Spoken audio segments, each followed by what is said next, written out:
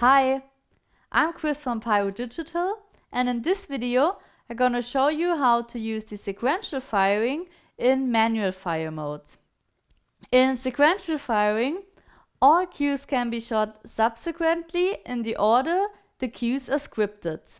When a script is loaded, this is the standard mode in manual fire mode. To go to sequential firing, press manual fire and turn the key to the fire position if it is safe to do so. Now you can see the selected script table in your display as well as the last fired firing address.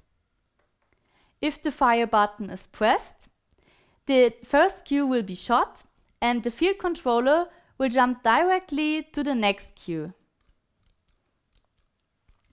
When trying to push fire without holding down the enable button, the field controller won't shoot nor advance to the next cue.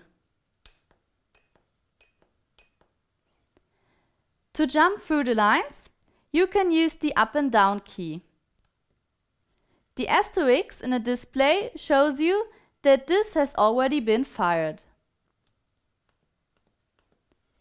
The macro indicator in the display shows you that the next cue is a macro or a zipper file.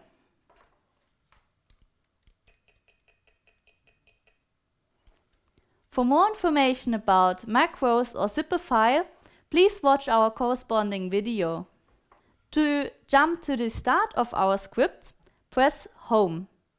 And to allocate a specific shot number, go to Shot and press the number you want to search for. Thank you for watching. As always, you can find more information and videos on our website pyrodigital.com. Bye!